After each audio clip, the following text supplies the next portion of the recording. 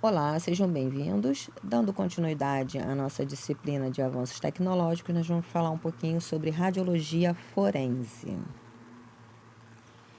Então, a radiologia forense, ela é um ramo da radiologia que, a nível de Brasil, nós não temos uma amplitude em separado desse procedimento, tá?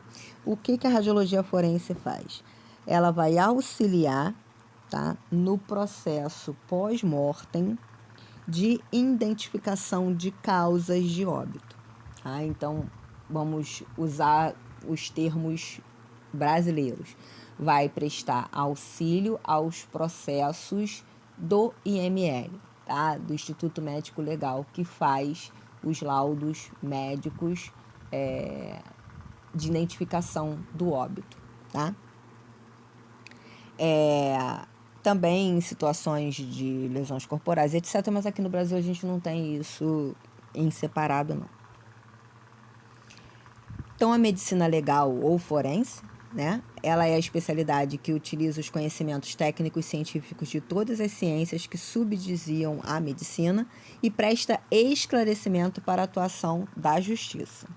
Ela é dividida em antropologia forense, que é identidade e identificação, traumatologia forense, asfixiologia forense, que formas acidentais de homicídio, asfixias, etc., e tanatologia, que é o estudo da morte, consiste no estudo de fenômenos cadavéricos. A utilização de radiografias como uma valiosa fonte de informação nas técnicas comparativas e identificação humana, quando os registros ante-mortem são confrontados com o produzido pós-mortem. Por exemplo, tem situações em que a única forma de identificar a pessoa que veio a óbito é através da arcada dentária. Tá? Normalmente, em casos de carbonização, a gente não consegue identificar de outra forma que não seja através da arcada dentária. Outros elementos do prontuário, como fotos, modelos de gesso, prótese e registros de mordidas, também podem ser utilizados nesse processo de identificação de um corpo. A radiologia forense é uma ciência médica que é específica e tem como objetivo auxiliar a medicina legal de forma conclusiva ou complementar. É indicada para estudo e avaliações pós-mortem e ante-mortem, dependendo do caso. É indicada para estudo de lesões ósseas, localização de corpos estranhos metálicos, embolias gasosas, pneumotórax, pseudomediastinos, angiografias pós-mortem. No estudo pós-mortem, é indicado em correlações autopsiais, ou seja, na complementação de autópsias, radiografias para definição de trauma, localização de projéteis, identificação, direção, sentido, calibre de estruturas e orifícios. O que é autópsia, tá? Uma autópsia, que é a necrópsia ou exame cadavérico, é um procedimento médico que consiste em examinar um cadáver para determinar a causa e o modo da morte e avaliar qualquer doença ou ferimento que possa estar presente. Geralmente é realizado por um médico especializado, que é chamado de legista, em um legal apropriado denominado morgue ou necrotério.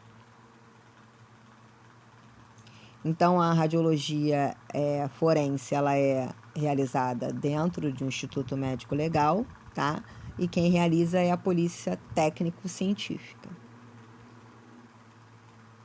Então, pode identificar lesões ósseas, tá? Aqui a gente tem uma fratura, identifica o tipo da lesão, a gravidade, segmento atingido, para especificar no relatório da autópsia. Aqui, ó, é um exame de corpo de delito. Foi uma agressão familiar que causou uma luxação no joelho. E aí isso é documentado e é identificado. E uma baita luxação, por sinal, tá? Aí aqui foi um PAF, tá? Perfuração por arma de fogo. Projétil. E aí tá a identificação aqui, tem fraturas e etc. E aqui dá para ver o estilhaço do projétil. Aí aqui a gente tem um PAF aqui na bacia do paciente, o projétil está aqui ainda. Tem fratura também. Muitas das vezes,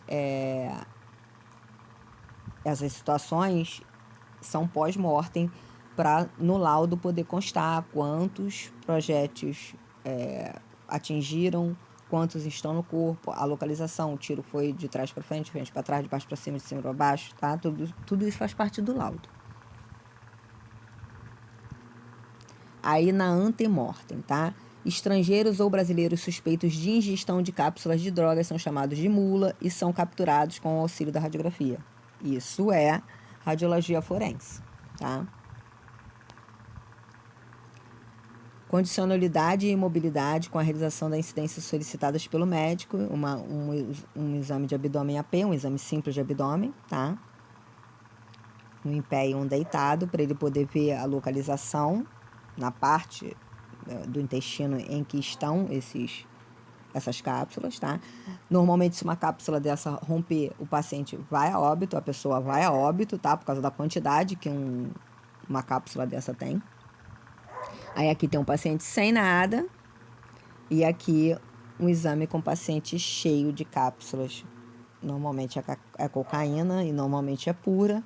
Então, quando uma cápsula dessa se rompe, o paciente morre. E a virtópsia, que é a mais recente, tá? Ela nasceu da necessidade de implementar novas técnicas no benefício da ciência médica forense, tá? Ela é chamada também de necropsia virtual. É um método não invasivo, ou seja, sem a necessidade de abrir o cadáver. Ela substitui a necrópsia tradicional através do uso da tomografia e da ressonância. Ainda é um processo que está ainda engatinhando, tá? Ainda não é um processo utilizado em larga escala, mas a intenção é que auxilie e torne mais rápido os processos de autópsia, tá? Aí aqui a imagem de uma autópsia e da virtópsia vendo a mesma lesão, só que a virtópsia é virtual, ela não tem a necessidade de abrir o cadáver para realizar o procedimento, então torna o procedimento mais rápido, mais enxuto, mais higiênico, enfim. Aí a virtópsia e a autópsia são a mesma situação, mostrando os dois casos. E aqui, ó, todos os processos de virtópsia aqui nos exames aqui, e aqui os aparelhos embaixo da tomografia, onde foram realizados esses exames aí. Aí aqui uma reconstrução tridimensional de um exame que foi realizado na tomografia, o tórax. O estudo antropológico, ele também faz parte da medicina forense, tá? Então, são feitos exames de múmias, para poder identificar, datar, especificar qual é o material de que é composto.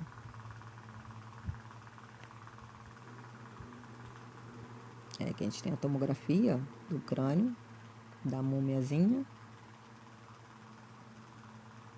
Aqui outra múmia.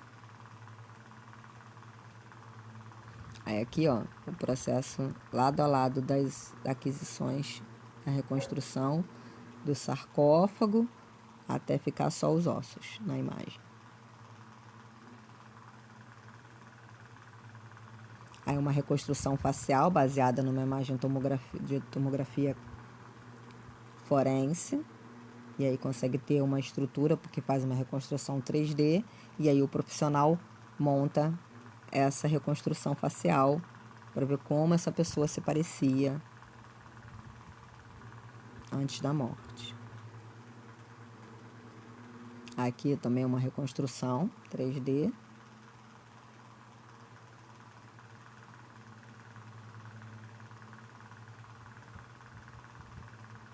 Aqui as imagens de um tórax,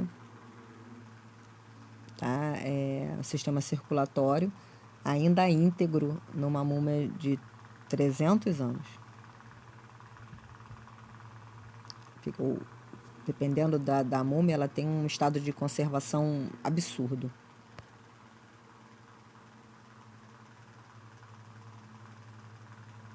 Esse aqui também é um crânio de uma múmia peruana.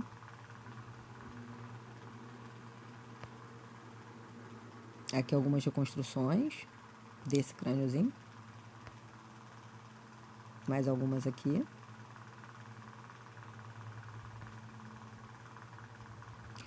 Prototipagem biomédica.